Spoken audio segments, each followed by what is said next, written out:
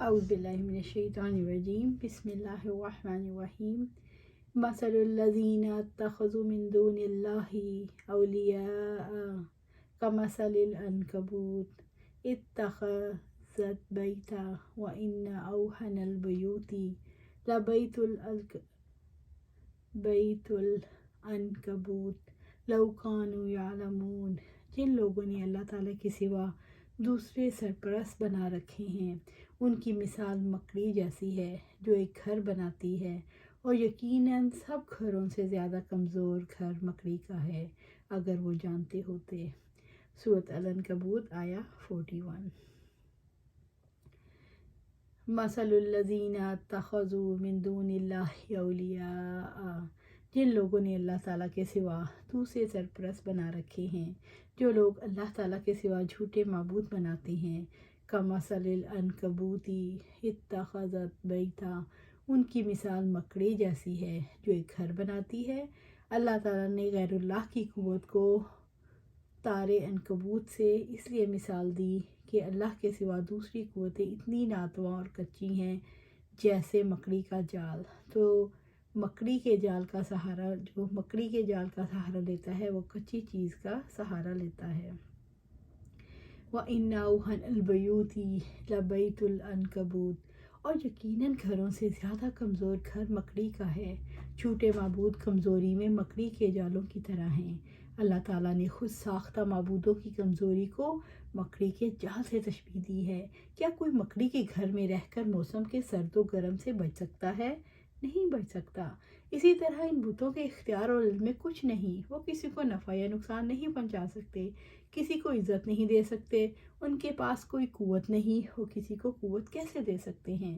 لو کانوا یعلمون، کاش وہ لوگ جانتے، کاش وہ حقیقت کا علم رکھتے، کاش وہ یقینی علم رکھتے۔ اگر وہ ان ہستیوں کی بے بسی کے بارے میں جانتے تو انہیں معبود نہ بناتے۔ ان اللہ یعلم ما یدعون من دونہ من شیء وہو العزیز الحکیم، یقیناً اللہ تعالیٰ ان تمام چیزوں کو جانتا ہے جنہیں اللہ تعالیٰ کے سوا پکارتے ہیں، اور وہ سب پر غالب ہے، کمال حکمت والا ہے۔ سورۃ العنکبوت آیا 42۔ ان اللہ یعلم ما یدعون من دونہ من شیء، یقیناً اللہ تعالیٰ ان تمام چیزوں کو جانتا ہے جنہیں اللہ تعالیٰ کے سوا پکارتے ہیں۔ اللہ کے علم میں ہے جو لوگ اس کو چھوڑ کر پکارتے ہیں، جنہیں پکارتے ہیں ان کی کوئی حقیقت نہیں۔ وَهُوَ الْعَزِيزُ، اور وہ سب پر غالب ہے۔ اللہ تعالیٰ عزیز ہے، اپنے کام پر پوری طرح غلبہ رکھتا ہے، وہ قوت کا مالک ہے، ساری مخلوق پر غالب ہے۔ الحکیم، کمال حکمت والا ہے۔ اللہ تعالیٰ حکیم ہے، وہ ہر چیز کو اس کے مناسب مقام پر رکھتا ہے۔ اس نے ہر چیز کو بہترین انداز میں پیدا کیا، وہ اپنی مخلوق میں جو تدبیر اختیار کرتا ہے اس کی حکمت کے مطابق ہوتی ہے۔ اللہ تعالیٰ العزیز ہے، اصلی قوت اسی کی ہے، الحکیم ہے، اسی کے فیصلے چلتے ہیں، وہ لوگوں کو مہلت ضرور دیتا ہے۔ وَتِلْكَ الْأَمْثَالُ نَضْرِبُوهَا لِلنَّاسِ وَمَا يَعْقِلُوهَا إِلَّا الْعَالِمُونَ، اور یہ مثالیں جو ہم لوگوں کے لیے بیان کرتے ہیں اور انہیں علم رکھنے والوں کے سوا کوئی نہیں سمجھتا۔ سورۃ العنکبوت آیا 43۔ وَتِلْكَ الْأَمْثَالُ نَضْرِبُوهَا لِلنَّاسِ، اور یہ مثالیں ہم لوگوں کے لیے بیان کرتے ہیں۔ اللہ تبارک و تعالیٰ نے یہ مثالیں لوگوں کے فائدے، ان کی تعلیم کی خاطر بیان کی ہیں، کیونکہ ضرب الامثال کو توضیح کے ساتھ بیان کرنے کا طریقہ ہے۔ ضرب الامثال کے ذریعے سے امور عقلیہ کو امور حسیہ کے قریب لایا جاتا ہے، اور مثالوں کے ذریعے سے مطلوب بھی، یعنی اس کے ساتھ ہی اس کو سمجھایا جاتا ہے کہ کس طرح انالوجی کے ساتھ سمجھنا چیزوں کو آسان ہو جاتا ہے۔ وَمَا يَعْقِلُوهَا إِلَّا الْعَالِمُونَ، اور انہیں علم رکھنے والوں کے سوا کوئی نہیں جانتا۔ ان مثالوں کو سمجھنے والے اور غور کرنے والے ہی گہرے علم والے ہیں۔ عمر بن مرہ فرماتے ہیں، جب میں قرآن کی کوئی ایسی آیت پڑھتا جو میری سمجھ میں نہ آتی تو مجھے رنج ہوتا، کیونکہ میں نے اللہ کے رسول صلی اللہ علیہ وسلم سے سنا، آپ فرماتے تھے انہیں گہرے علم والے ہی سمجھ سکتے ہیں۔ خلق اللہ السماوات والارض بالحق ان فی ذلک لآیات للمؤمنین۔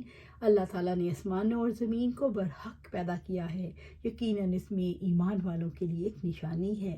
سورۃ العنکبوت آیا 44۔ خلق اللہ السماوات والارض بالحق، اللہ نے آسمانوں اور زمین کو برحق پیدا کیا ہے۔ اللہ تعالیٰ نے زمین اور آسمان کو بے مقصد پیدا نہیں کیا۔ اس نے زمین کے پہاڑوں، سمندروں، صحراؤں اور جنگلوں کو بے مقصد نہیں بنایا۔ اس نے آسمان کی بلندیوں، سورج، چاند، ستاروں، سیاروں کو بے مقصد نہیں بنایا۔ اس نے ہر چیز کو حق کے ساتھ پیدا کیا۔ رب العزت فرماتے ہیں تاکہ ہر شخص کو اس کا بدلہ دیا جائے جو اس نے کوشش کی۔ ان فی ذلک لآیات للمؤمنین، یقیناً اس میں ایمان والوں کے لیے ایک نشانی ہے۔ بے شک زمین اور آسمان میں ایمان والوں کے لیے بہت سی نشانیاں ہیں۔ اللہ تعالیٰ آسمانوں کے رب اور زمین کے رب اور عرش عظیم کے رب، اے اللہ آسمانوں کے رب اور زمین کے رب اور عرش کے رب، ہمارے رب اور ہم ہر چیز کے پروردگار، دانے گٹھلی کو پھاڑنے والے، تورات، انجیل اور فرقان کو نازل کرنے والے، میں ہر چیز کے شر سے، میں ہر چیز سے تیری پناہ مانگتا ہوں۔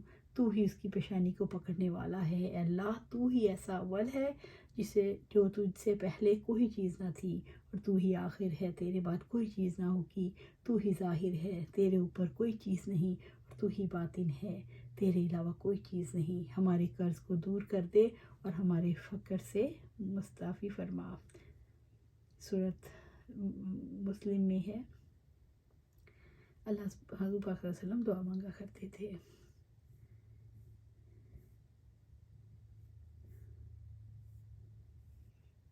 اللہ سبحانہ تعالیٰ سے دعا ہے کہ اللہ سبحانہ تعالیٰ ہمیں بھی عقل دے کہ ہم ایسی چیزوں کو سمجھیں جو مثالیں دی گئی ہیں، ان انالوجی کو سمجھیں کہ ایمان والوں کے لیے اللہ کے وجود، اس کی قدرت، اللہ کی تخلیق، اس کی حکمتوں اور اس کے علم کی دلیل ہے کہ اس کے سوا کوئی معبود نہیں، اس کے سوا نہ کوئی نفع پہنچا سکتا ہے نہ نقصان، اس کے سوا نہ ہی کوئی حاجت روا ہے اور نہ مشکل کشا۔ اللہ سبحانہ تعالیٰ سے دعا ہے کہ اللہ ہمیں قرآن سنت پر عمل کرنے کی توفیق دے اور اس پر جمع دے۔ آمین یا رب العالمین۔